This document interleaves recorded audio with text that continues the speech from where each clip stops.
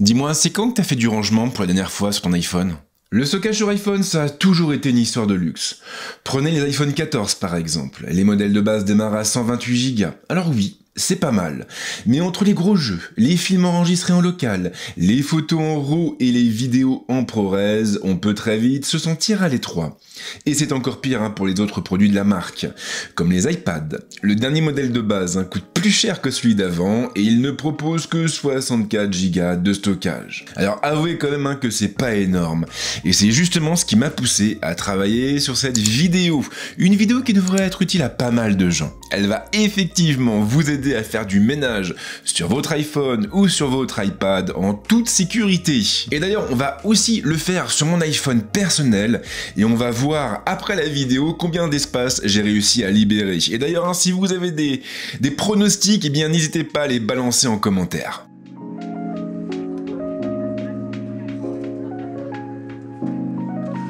Alors avant de commencer à trifouiller votre iPhone, il va déjà falloir commencer par déterminer la source de vos maux. Ça sert absolument à rien de guérir les symptômes d'une maladie. Ce qu'il faut, c'est s'attaquer directement à son origine et à ce qui la provoque. Donc là, tout ce que vous avez à faire, eh bien, c'est de vous rendre dans les réglages de l'iPhone. Une fois que vous êtes dans les réglages, vous descendez jusqu'à la partie intitulée Général et vous tapez dessus. Là, vous allez taper sur stockage iPhone ou stockage iPad, suivant l'appareil que vous utilisez. Et là, ça va devenir très intéressant. Tout en haut, vous avez un graphique qui fonctionne un petit peu comme un espèce de tableau de bord. Et vous voyez donc l'espace qui est utilisé sur votre iPhone. Et là, en l'occurrence, eh bien, j'ai 85,8 Go d'utilisé sur mon iPhone 14 Pro sur les 256 Go de stockage. Et je le précise, cet iPhone 14 Pro, je l'ai acheté au moment de sa sortie. Mais il y a plus intéressant parce qu'en dessous de cette information, vous avez donc ce fameux graphique qui vous indique la répartition de ce qui prend de la place sur votre iPhone. Donc en gros, vous avez une subdivision entre les applications, les photos iOS et les données système. Et là, clairement, on voit tout simplement que ce qui prend le plus de place actuellement sur mon iPhone, ce sont les applications. Ensuite, ce sont les photos, ensuite c'est iOS, et ensuite, bien sûr, c'est le reste. Et donc, on prend bien note pour la suite de la vidéo que j'ai démarré avec 85,8 Go d'utilisé. Et d'ailleurs, je vais le noter sur mon iPad pour pas oublier, parce que ça, c'est typiquement le genre de truc que je vais zapper. Donc, 85, j'ai déjà oublié, 8 Go. Donc, on démarre quand même avec un bel espace de stockage occupé.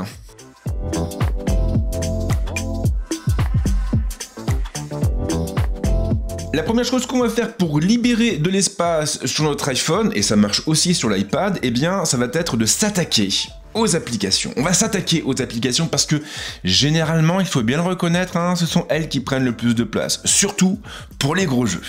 Donc pour le faire, on va dans les réglages. Jusque-là, pas de surprise. On descend jusqu'au menu Général et on tape dessus. Et puis bien sûr, on va retourner dans la rubrique intitulée Stockage iPhone.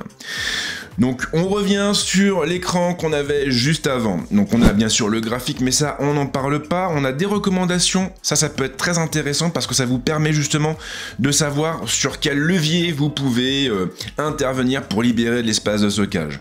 Donc là en l'occurrence on a deux recommandations, c'est l'optimisation des photos et les applications inutilisées. Et ça justement ces recommandations on va les aborder au travers de toute la vidéo. Donc pour l'instant ça on va pas s'en préoccuper de ces recommandations et on va descendre dans la page. iOS va afficher directement toutes les applications qui sont installées sur votre iPhone ou sur votre iPad, tout en les ordonnant en fonction de l'espace de stockage qu'elles prennent. Donc là, clairement, si on regarde cette page, on voit que l'application qui prend le plus de place, c'est Photo. Photo à lui seul prend quand même 23,58 Go. Ensuite, nous avons iCloud Drive, donc ça c'est mes documents qui sont balancés dans le cloud, et que je peux ensuite récupérer sur mon Mac, sur mon iPad et sur mes autres appareils. Après ça, nous avons Diablo Immortal, bien sûr, qui pèse quand même 5 Go. TikTok qui atteint les 4,88 Go. Call of Duty Mobile avec 4 Go. Torchlight avec 3,8 Go. Et ainsi de suite. Alors là, vous allez me dire, mais qu'est-ce qu'on fait? Eh bien, je pense que la première chose que vous allez devoir faire, c'est déjà de déterminer si vous avez vraiment besoin de toutes ces applications. Si par exemple, supposons que Torchlight ne m'intéresse plus, ce que je vais faire, c'est que je vais taper sur Torchlight pour avoir un accès à ses détails, à sa fiche. Et là, je vais donc pouvoir déjà voir la taille qui est occupée, la taille qui est prise, le poids qui est prise, le poids, je sais pas, qu'est-ce qu'on pourrait dire? Le poids de l'application, voilà. Donc on voit la taille de l'application, le poids de l'application. Donc l'application, elle seule, pèse déjà 3,72 Go, ce qui est pas mal. Mais ensuite, nous avons les documents et données, qui totalisent à eux seuls 79,2 mégas. Alors là, vous allez me dire, mais quelle est la différence entre la taille de l'application et les données? Eh bien, en fait, la taille de l'application, c'est l'application elle-même, ainsi que tous les fichiers qui sont utilisés pour son fonctionnement. Les documents et les données, ça va être tout ce qui a été généré par l'application en fonction de votre usage. Donc là, en l'occurrence, j'imagine que pour Torchlight, eh bien, vous avez l'éditeur qui conserve peut-être un cache propre à mes personnages sur l'iPhone, et donc ce cache, ces données totalisent 79,2 mégas. Alors pourquoi je vous explique ça? Parce qu'en fait vous allez avoir deux possibilités, soit vous supprimez complètement l'application, soit vous la déchargez. Alors là vous allez me dire, mais c'est quoi la différence entre les deux? Eh bien, c'est expliqué en fait sur la fiche, il suffit de lire. Donc si vous supprimez l'application, et bien sans surprise, en appuyant sur ce bouton, ça aura pour effet de supprimer l'application et toutes les données associées sur l'iPhone. Et l'action bien sûr est irréversible. Si vous déchargez l'application, vous allez simplement supprimer l'application et conserver les données, les documents qui ont été créés par son entremise, qui ont été générés par l'outil. Alors, pourquoi? Eh bien parce que si jamais vous réinstallez l'application ensuite, eh bien vous pourrez du coup retrouver vos parties, vos personnages, vos documents, et tout ça directement à partir de l'iPhone, puisqu'ils seront restés sur l'iPhone. Ils seront toujours stockés sur l'iPhone.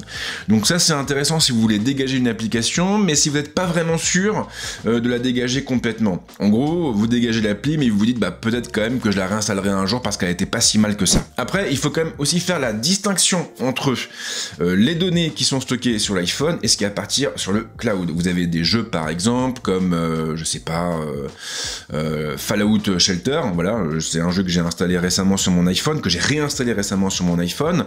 Là vous avez vos parties qui sont sauvegardées sur le cloud et que vous pouvez donc récupérer sur vos iPhones, vos iPads facilement. Donc là évidemment si vous avez une sauvegarde directement sur le cloud d'Apple, vous n'avez pas besoin de conserver une copie locale de vos données. Vous pouvez directement les supprimer. Là en l'occurrence pour Torchlight c'est un jeu que j'aime beaucoup, mais en vrai j'y joue pas beaucoup, donc je vais carrément dégager l'application. Et je vais bien sûr répéter tout ça pour toutes les applications finalement que j'utilise pas.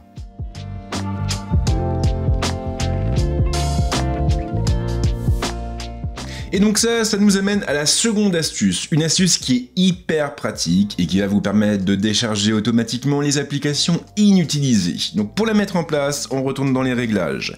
Et là, devinez quoi? On va aller dans le menu général et on va retourner dans stockage iPhone.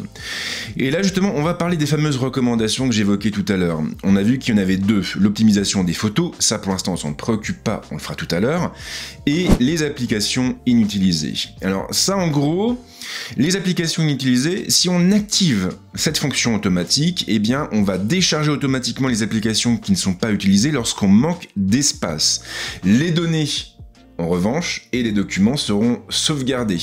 C'est ce qu'on a vu à l'instant, on a deux possibilités pour intervenir sur les applications, on peut les supprimer totalement ou supprimer uniquement l'application et conserver les données et documents. Donc là en l'occurrence, si on active cette option, on va avoir la possibilité de libérer de l'espace. Et justement, iOS nous indique qu'on peut potentiellement libérer 2,73 Go de données.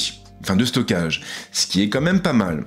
En l'occurrence, dans mon cas précis, je ne vais pas l'activer. Pourquoi? Parce que je viens justement de repasser sur chaque application, et donc j'ai déterminé les applications que j'allais continuer à utiliser, et celles dont je n'ai plus besoin. Et celles dont je n'ai plus besoin, je les ai déjà soit supprimées, soit déchargées. J'ai donc pas besoin d'activer cette fonction automatique, puisque je viens de faire le travail. Maintenant, dans votre cas précis, si vous avez un peu la flemme de repasser sur chaque application et si vous avez vraiment beaucoup d'outils installés sur votre iPhone ou votre iPad, je vous recommande de l'activer parce que au moins, eh bien, iOS fera un gros coup de ménage à votre place et vous n'aurez donc rien de plus à faire.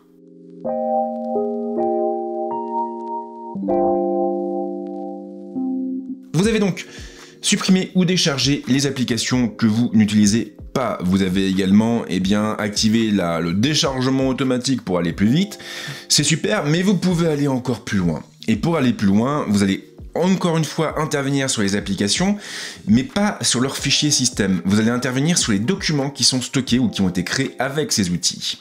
C'est un petit peu plus subtil. Donc le mieux, c'est que je vous montre clairement un exemple et vous allez comprendre tout de suite l'intérêt de cette astuce. On va dans les réglages. On va dans le menu général que vous connaissez déjà, on repart dans le menu stockage iPhone, et là on va descendre. Vous avez Filmic Pro. Filmic Pro, c'est une application qui est géniale. Elle est payante, c'est vrai, mais elle est vraiment géniale quand vous faites de la vidéo parce qu'elle vous permet en fait d'accéder à tout un tas d'outils. Vous allez par exemple pouvoir filmer, définir le format, la résolution, la cadence d'image. Vous allez pouvoir filmer dans un format flat, un format log pour du coup après avoir plus de marge de manœuvre en étalonnage, en post-production. Et c'est vraiment un outil qui est incontournable quand vous voulez filmer avec votre iPhone. Alors là, justement, on voit que Filmic Pro pèse 2,3 Go, ce qui est assez raisonnable. Mais si on va sur la fiche de l'application, et c'est là que ça va devenir intéressant, on voit que la taille de l'application est seulement de 154,3 mégas. Et les documents y donnés représentent 2,14 gigas. Alors comment c'est possible? Eh bien tout simplement parce que Filmic Pro a une façon bien à lui de fonctionner. En gros, quand vous enregistrez, quand vous filmez, quand vous enregistrez une séquence avec votre iPhone, le fichier est enregistré dans un dossier spécifique à Filmic Pro. Si vous voulez le récupérer après dans la pellicule de l'iPhone, il faut transférer le fichier, il faut le copier dans la pellicule.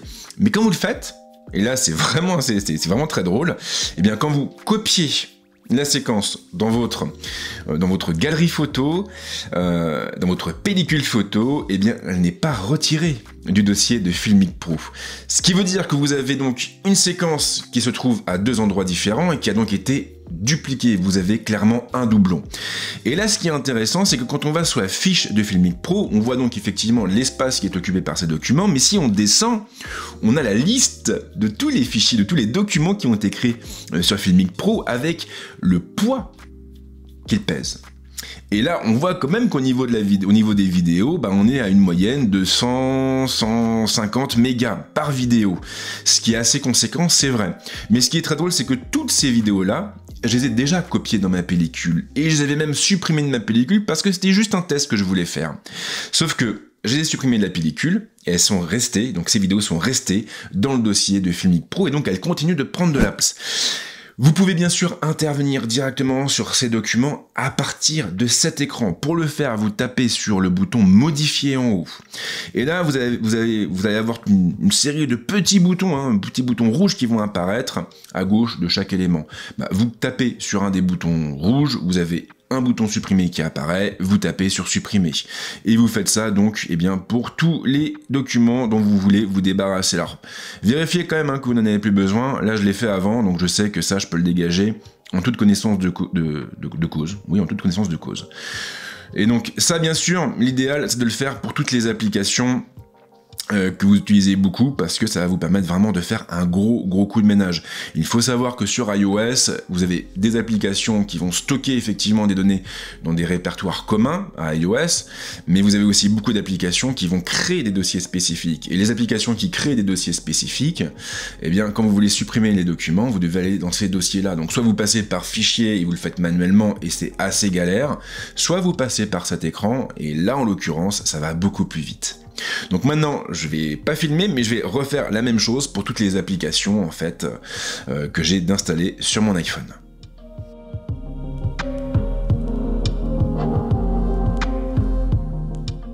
On a bien démarré, on a supprimé pas mal de données, mais il nous reste encore du boulot à faire. Et là, justement, on va intervenir maintenant sur les conversations messages. Vous le savez ou pas, mais quand vous envoyez des photos, des vidéos, des gifs à vos amis sur message, quand vous en recevez, ces fichiers, ces médias sont stockés sur l'iPhone. Et forcément, si vous avez beaucoup d'amis, beaucoup de conversations, beaucoup d'échanges très illustrés, au bout d'un moment, ça pèse pas mal.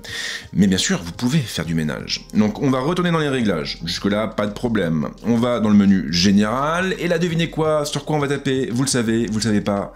Eh bien on va taper simplement sur stockage iPhone. Oui, encore une fois, je sais c'est un petit peu redondant, c'est un petit peu répétitif, mais au moins vous voyez l'importance de ce menu. Là on va descendre dans la liste jusqu'à message. Voilà, message est juste ici. Je vois que je l'ai utilisé pour la dernière fois avant-hier et que j'ai 25 mégas de données associées. Alors moi, j'en ai pas beaucoup parce qu'en fait, j'utilise pas des masses messages. Et avec les potes, généralement, on est sur WhatsApp. Voilà. Donc c'est surtout WhatsApp qui tourne. Et c'est surtout sur WhatsApp qu'on va devoir faire du ménage, mais ça, on en parle après. Donc je tape sur message pour accéder à la fiche de l'application, à son tableau de bord. Et donc là, je vois concrètement que l'application, j'ai pas le poids de l'application parce qu'en fait, c'est une application native propre à iOS et donc son poids est contenu dans iOS. En revanche, je vois donc qu'au niveau des documents et données, on est bien à 25,1 mégas. Mais en dessous, j'ai le détail de ces données. Et je vois par exemple qu'au niveau des conversations principales, je suis à 16 mégas. Au niveau des photos, je suis à 11,3 mégas et au niveau des GIFs, je suis à 4,7 mégas. Là, ce que je vais faire, et ce que vous devriez faire aussi, c'est intervenir pas forcément sur les conversations parce que c'est toujours bien quand même d'avoir un historique. Je sais pas, vous avez un pote qui vous conseille un resto ou un produit Amazon, vous n'avez pas le temps de vous en occuper, vous vaquez à vos occupations, et peut-être qu'une semaine après, vous allez avoir besoin de l'information. Donc si vous avez supprimé la conversation, ma cache, vous n'avez plus accès à l'info. Donc l'idéal, c'est plutôt d'intervenir sur les médias, et puis comme le monde est bien fait, c'est quand même les médias qui généralement pèsent le plus lourd. Donc là, je tapais par exemple sur GIF et autocollant. Et là donc je vois tous les GIFs et autocollants que j'ai pu envoyer. Et d'ailleurs je constate que la plupart d'entre eux ont été envoyés par ma fille. Oui, parce que voilà, elle aime beaucoup les GIFs et les autocollants. J'ai pas forcément besoin de les conserver ces GIFs, même si j'adore ma fille. Donc je vais taper sur modifier là-haut. Et je vais ensuite cocher les éléments que je veux supprimer. Alors ça peut être très long, je le sais, suivant les conversations, suivant le nombre d'éléments, mais il faut le faire. Et une fois que vous avez sélectionné vos éléments, hop, vous tapez sur la petite corbeille en haut à droite. Et là, pouf, comme par magie, les GIFs et autocollants que vous avez sélectionnés ont disparu. On repart en arrière et on va refaire la même chose avec les photos. Donc là encore, je vois qu'il y a pas mal de photos, mais c'est pas franchement des photos qui sont hyper transcendantes. C'est vrai que sur cet iPhone-là, j'ai pas envoyé beaucoup de messages sur messages. Je suis plus branché WhatsApp pour le coup. Mais voilà, vous, il est possible que vous ayez plus d'éléments. Donc encore une fois, on sélectionne tout. C'est long et c'est chiant. Et on tape sur la petite corbeille en haut à droite. Et une fois qu'on a tapé sur la petite corbeille, les photos disparaissent. Et on revient en arrière. Alors, petit détail quand même qui a son importance, vous voyez qu'au niveau des mégas occupés, au niveau du stockage occupé, ça n'a pas bougé. Ça n'a pas bougé parce qu'en fait, il va falloir laisser le temps à iOS de recalculer le truc. Et là, on voit par exemple que les conversations principales, ça, il a refait le calcul et on est à 0 kilooctets. Et après, normalement, il devrait faire la même chose pour les photos et les GIFs. Donc ça, concrètement, faites-le, parce que vous allez vraiment pouvoir libérer beaucoup d'espace. Mais vraiment, ça c'est indéniable, c'est promis.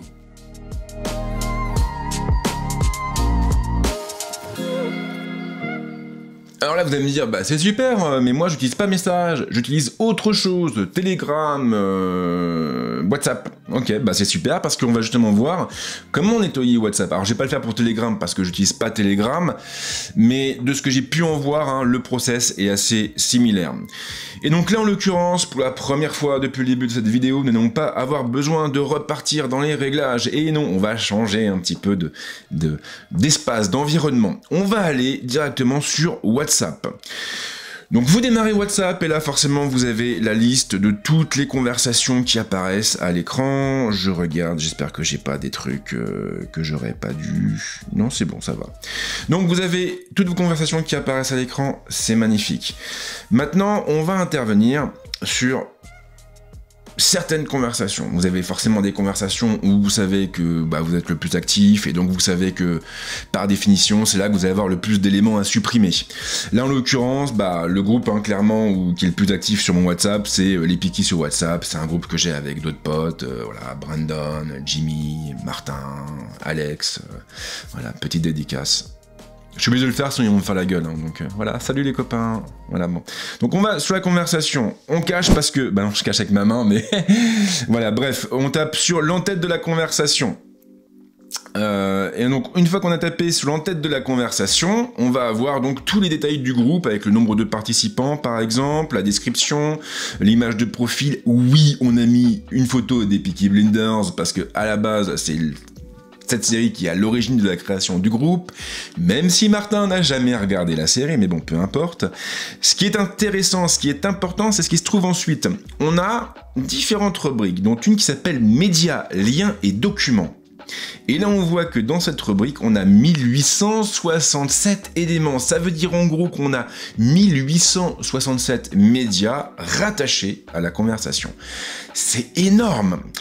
Et donc pour avoir le détail, on va taper sur le menu et là on voit apparaître tout simplement les différents médias qu'on a pu échanger ensemble. Tout en haut, vous avez 3 onglets. Vous avez médias, liens, documents. Donc ça c'est hyper important, ça vous permet vraiment de filtrer et du coup d'intervenir vraiment sur des choses importantes, sur des choses dont vous n'avez plus besoin. Là en l'occurrence, j'ai commencé par intervenir sur les documents parce que j'en ai pas besoin, c'est des trucs qu'on s'était échangés pour en discuter et aujourd'hui clairement c'est plus d'actualité. Donc je sélectionne mes documents, j'appuie sur la corbeille. J'appuie sur la corbeille, j'ai dit. Voilà. Au niveau des liens, ça je vais conserver parce que c'est généralement des liens Amazon, des astuces, des trucs qu'on a vus, qui nous ont fait réagir et qu'on se partage. Les médias, c'est vraiment là qu'il va falloir intervenir. Et ce qui est bien, c'est qu'on a une répartition par période. Là, par exemple, ce sont uniquement les médias qu'on a partagés.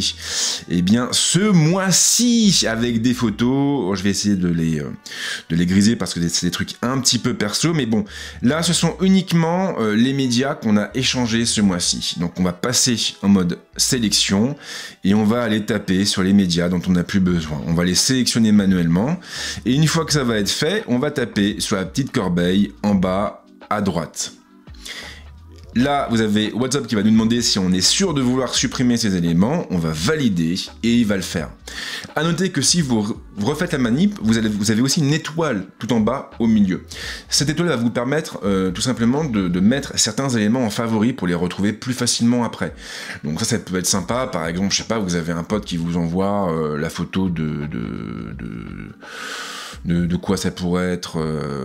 Si je pense à Alex, ça va être une photo compromettante. Mais voilà, vous avez Alex qui vous envoie une photo de lui nu, parce que Alex aime beaucoup envoyer des photos de lui nu. Qu'est-ce que vous faites? Vous les mettez en favori, parce que vous avez envie de voir Alex nu chaque matin quand vous vous réveillez, par exemple. Alors vous pourriez bien sûr la mettre en fond d'écran, mais ça sera un petit peu déplacé quand même. Donc en mettant un élément en favori, vous le retrouvez plus facilement ensuite. De la même manière, je vous le montre aussi, parce que ça c'est une option que beaucoup de gens oublient, et franchement ça fout une merde noire. Sur WhatsApp, vous avez aussi une option par défaut, qui est configurée par défaut. En fait, dès que vous allez recevoir un média, le média est copié dans la pellicule, dans la galerie de l'appareil. Ça, c'est un truc qui n'a absolument aucun sens. Je ne sais pas pourquoi WhatsApp le propose. C'est une sans nom, mais vous pouvez intervenir dessus. Comment? En allant dans les réglages de WhatsApp et en partant dans les discussions. Et là, vous avez une option là, juste ici, qui s'intitule enregistrer dans la pellicule. Surtout désactivez-la. Et une fois que vous l'aurez désactivé, déjà vous aurez une pellicule qui sera plus propre. Et puis surtout, vous gagnerez en stockage parce que les documents qui sont envoyés dans la pellicule, ils sont doublonnés, ils sont dédoublés plutôt. Ce sont des doublons, donc ça représente absolument aucun intérêt.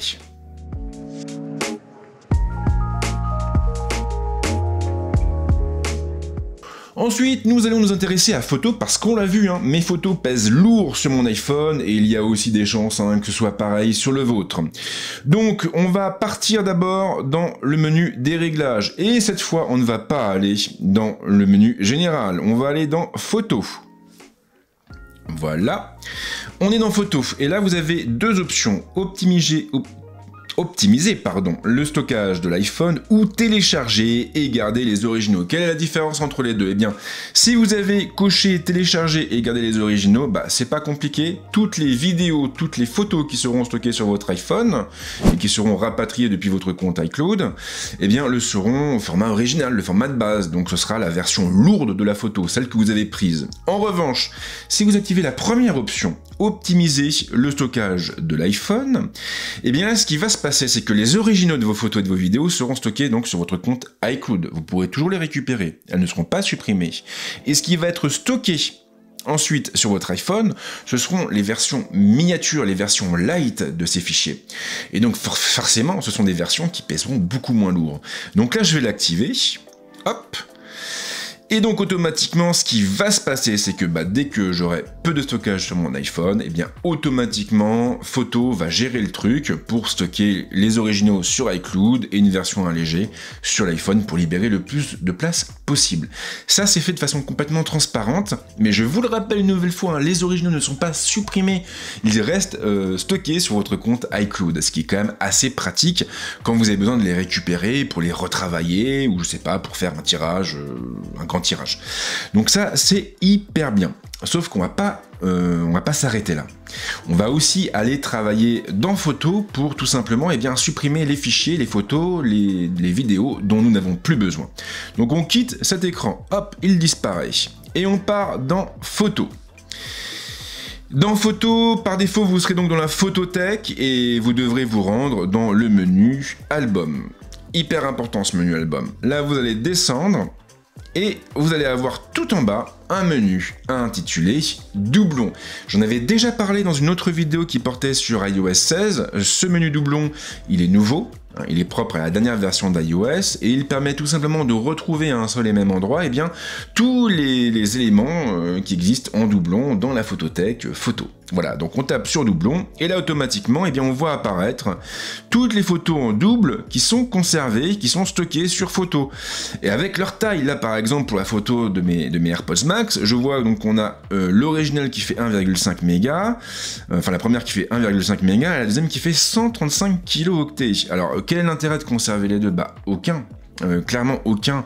Là, ce qu'on va faire donc, c'est qu'on va fusionner ces photos pour libérer de la place. Alors là, vous avez deux façons de faire, deux façons de procéder. La première, c'est de le faire photo par photo. Là, par exemple, pour le casque, vous dites oui, là, ça match, hop, je tape sur fusionner, je revalide. Alors, petite précision, il vous explique à iOS ce qui va se passer quand vous allez valider l'opération. Il vous dit en gros que les éléments qui ont été sélectionnés semblent être les mêmes, mais qui sont différents. Alors ils sont différents pourquoi? Eh bien parce qu'il y a des variations au niveau des photos, mais aussi au niveau des données EXIF, et que c'est ça qui a permis à Photo de déterminer qu'il s'agissait de doublons. Après, attention, il faut vraiment faire, comment dirais-je, il faut vraiment une vérification manuelle, une vérification humaine. Mais voilà, si vous estimez qu'effectivement ce sont des doublons, vous tapez sur le bouton fusionner les deux éléments, et là, hop, automatiquement les deux éléments ont été fusionnés. Si vous avez inspecté toutes les photos, par exemple, en les regardant comme ça, et que vous n'avez pas envie de taper sur chaque bouton fusionner parce que oui, c'est chiant, eh bien vous tapez sur sélectionner là-haut, vous tapez sur tout sélectionner en haut à gauche, donc là il sélectionne toutes les photos, et vous avez tout en bas soit la corbeille pour dégager les photos si elles ne vous intéressent pas, soit le bouton fusionner pour les fusionner, ce que je vais faire. Donc là bien sûr, on a encore une alerte qui apparaît, mais là, il y a une petite subtilité. Il vous explique en gros que, sur toutes les photos que vous avez sélectionnées, il y a 15 copies exactes. Où là, iOS est sûr que ce sont les mêmes photos. Mais ça veut dire que le reste des photos, c'est pas forcément des copies exactes. Donc là encore, je souligne l'importance de procéder à des vérifications humaines, à des vérifications manuelles. Là en l'occurrence, je l'ai fait, donc je tape sur fusionner les 43 éléments, je revalide une nouvelle fois. On voit quand même qu'iOS il est assez dur là-dessus. Il y a peu de chances de fusionner des photos par erreur. Donc je retape sur fusionner, et là, pouf, toutes les photos ont été fusionnées, donc je n'ai plus aucun doublon dans l'album. Donc c'est super, mais c'est pas fini. On va retourner en arrière dans l'album. Et là, on va s'intéresser à la partie qui s'intitule type de média. Photo est intelligent, Photo est dopé à l'IA, et Photo est donc capable de reconnaître la nature des médias qui sont stockés. Et là, en l'occurrence, on a une distinction. On va pouvoir afficher les vidéos, les selfies, les live photos, les portraits, les panoramas, les vidéos accélérées, les vidéos cinématiques, les captures d'écran, les enregistrements d'écran et les fichiers RAW. Alors pourquoi cette partie est importante? Parce que avec ces filtres, vous allez pouvoir vous débarrasser très facilement de fichiers qui ne représentent aucun intérêt. Exemple typique, les captures d'écran, j'en ai 652, mais je sais pas comment j'ai pu atteindre ce chiffre, c'est phénoménal. Et j'ai pas besoin de conserver ces captures écran. Donc je vais taper sur capture écran, je vais taper sur le bouton sélectionner, je vais taper sur tout sélectionner, et je précise, j'ai vérifié au préalable qu'il n'y avait pas de données importantes, faites-le aussi. Et je vais donc taper sur Accurbay pour dégager toutes ces photos. Et j'ai donc 652 photos qui vont être supprimées. Je repars en arrière, et là je vais m'intéresser maintenant aux vidéos. Donc ces vidéos, il y en a pas mal, mais est-ce qu'elles sont vraiment importantes? Alors là je vois qu'à la fin, effectivement, j'ai alors c'est plus des enregistrements d'écran, et ça je les conserve parce que c'est en fait ce que je suis en train de faire là actuellement en tournant cette vidéo. J'enregistre une copie d'écran pour après pouvoir, une vidéo, j'enregistre l'écran en fait pour pouvoir intégrer après la séquence à ma vidéo finale. Mais le reste, en vrai, j'en ai pas besoin. J'ai pas de souvenirs importants, c'est plus des trucs que j'ai fait comme ça pour moi, ou quand j'ai fait des vidéos pour des potes, pour déconner. Donc je tape sur sélectionner, je tape sur tout sélectionner, mais je vais aller décocher les enregistrements d'écran parce que sinon je vais pleurer quoi. Donc j'ai décoché ces éléments là. Le reste est coché, j'appuie sur Accurbay, je valide et je supprime donc 55 vidéos. Je repars en arrière. Je vais partir maintenant par exemple sur les live photos. Alors les live photos, c'est un truc que j'ai jamais vraiment compris. L'idée de base, je crois qu'ils ont... Les live photos sont apparus avec, je sais pas, ils doivent avoir 4 ou 5 générations, avec des iPhones il y a longtemps. Et en gros, ça consistait à enregistrer une séquence vidéo quand vous capturiez une photo. Voilà, pour faire un espèce de petit gif quoi. Donc ça peut être rigolo dans certains cas, mais moi perso, j'ai jamais vraiment eu l'utilité de cette fonction. Et malheureusement, souvent par erreur, j'en ai enregistré. J'en ai enregistré parce que la fonction, l'option était activée par défaut, je l'avais pas forcément vue. Et voilà. Donc ce que je vais faire, c'est que je vais là encore passer en mode sélection. Je vais tout sélectionner. J'ai bien sûr vérifié qu'il n'y avait pas de truc important dedans. J'appuie sur Accurbay, je valide et je supprime donc les 206 live photos inutiles. Je repars en arrière et là je pars sur les fichiers RAW. Et là vous allez me dire, oula attention Fred, les fichiers RAW c'est quand tu fais des belles photos, que tu vas les retravailler après, c'est pas le genre de truc qu'il faut dégager comme ça. Je suis complètement d'accord, sauf que là en l'occurrence, les RAW que vous voyez ici, c'est des RAW que j'avais utilisés pour des tests, pour des comparatifs, qui ont été publiés, c'est fait, les dossiers sont bouclés, je les avais même transférés d'ailleurs sur mon Mac, sur mon disque SSD, et même d'ailleurs du coup sur mes NAS, donc j'ai plus l'utilité d'avoir ces fichiers RAW sur mon iPhone, ça prend de la place pour rien puisque j'ai déjà une copie ailleurs. Donc je passe en mode sélection, je sélectionne tous mes fichiers RAW, j'appuie sur Accurbay et je dégage les 103 photos. Alors ensuite il nous reste quoi? Les panoramas, les selfies, je vais pas y toucher, les vidéos qui restent, j'y touche pas, les portraits, j'y touche pas, les panoramas, j'y touche pas, les enregistrements d'écran, j'y touche pas non plus. Le reste, ce sont des albums qui sont pas du tout rangés, il faudra que je reprenne ça un jour. Mais voilà, là on a vraiment fait un gros coup de ménage dans photo. Mais c'est pas fini.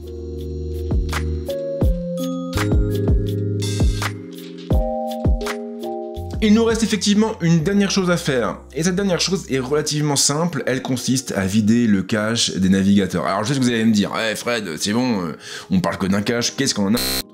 Eh bien en fait c'est simple, c'est que quand vous allez sur un site, vous avez des fichiers qui sont stockés en local pour le recharger plus facilement ensuite. Quand vous allez sur un deuxième site, même chose, troisième site, même chose. Donc ça veut dire que si vous utilisez beaucoup votre iPhone, votre iPad pour surfer sur internet, et si vous l'avez jamais fait, je peux vous assurer que votre cache il doit peser lourd. Donc pour Safari, on va aller dans les réglages. On va aller donc, on est dans le menu des réglages là, on va descendre, on va aller dans Safari. Et là vous allez trouver ici en bas un bouton intitulé effacer historique, virgule, données de site. On tape dessus, on tape sur effacer. On tape sur fermer les onglets, parce que bah du coup... Ah non, on n'est pas obligé de fermer les onglets, attention, petite subtilité. Vous pouvez soit fermer les onglets pour faire un gros coup de ménage, soit vous conservez les onglets ouverts. Et moi, je pense que sur Safari, je dois avoir plein d'onglets ouverts qui me servent pas, donc je vais les fermer. Mais si vous avez des onglets importants, gardez-les ouverts. Donc je tape sur fermer les onglets. Et là, ça y est, le cache a été vidé pour Safari.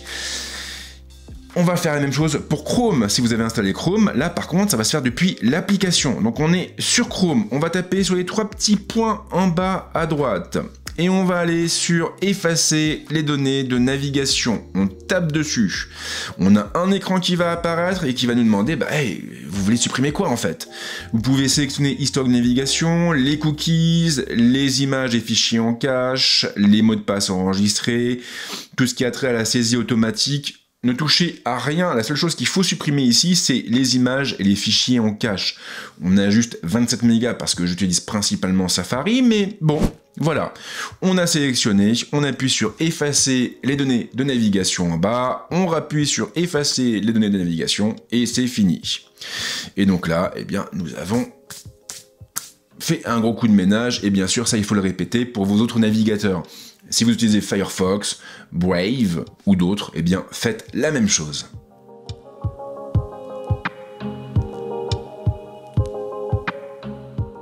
On a bien bossé, mais il nous reste quand même une chose à faire. Et cette chose, eh bien, c'est tout simplement de vérifier combien d'espace j'ai libéré grâce à toutes ces astuces. Donc je vous le rappelle, au début de la vidéo, et avant de faire tout ça, j'avais 85,8 gigas de stockage occupé sur mon iPhone 14 Pro. 85,8 gigas. Et maintenant, eh bien, à combien je suis de gigas? Eh bien, je repars dans le menu des réglages, je vais dans le menu général, je vais dans le menu stockage iPhone, et là, je suis à 60,9 gigas. Non, il a rechargé, 56 gigas utilisés sur 256 gigas. 56 gigas et j'étais, allez, quasiment à 86 gigas avant. J'ai donc libéré 30 gigas de données. 30 gigas de données. C'est proprement énorme. 30 gigas de données, et j'ai fait quoi? J'ai mis même pas une demi-heure pour le faire. Ça montre l'intérêt de ce que je viens de vous expliquer en fait. C'est-à-dire que je vous présente pas uniquement des astuces pour le fun, vous voyez vraiment que derrière, il y a une réelle application. Et quand on a un iPhone qui est un peu vieux, qui a quelques années derrière lui, avec beaucoup d'espace, enfin beaucoup d'applications, beaucoup de données stockées dessus, bah forcément, on peut se sentir très vite à l'étroit et on peut se dire bah il va falloir que je change, mais si je change, je vais devoir racheter un iPhone avec une plus grande capacité qui va me coûter plus cher. Même chose pour les iPads. Et bah là en l'occurrence non, on voit que en faisant du ménage, en même pas une demi-heure, on récupère 30 gigas de données. Clairement, si vous avez un iPhone qui a 2-3 ans, si vous avez jamais fait le ménage dessus, je n'imagine même pas combien vous allez pouvoir libérer. Et justement, si vous avez fait tout ça avec moi, eh bien je vous invite dans les commentaires à me dire l'espace de stockage que vous avez réussi à libérer grâce à toutes ces astuces. Vraiment faites-le, j'ai envie de savoir combien d'espace vous avez pu libérer et à mon avis on risque d'avoir de belles surprises. J'attends de voir un peu les records. Donc moi je suis quand même déjà à 30 gigas, donc essayez de faire mieux que moi. Voilà, et bien sûr je vous remercie pour avoir suivi cette vidéo qui est assez longue, que j'ai tournée un petit peu en freestyle, c'est vrai que d'habitude c'est plus posé, mais j'avais envie de changer un peu de mes habitudes, et puis bah comme à chaque fois, si vous avez aimé ce que vous venez de voir, pensez à liker la vidéo, pensez à la partager, et pensez à vous abonner à la chaîne. Et en ce qui me concerne bien sûr, je vous souhaite de passer une excellente semaine, ou un très bon week-end. À très vite, ciao.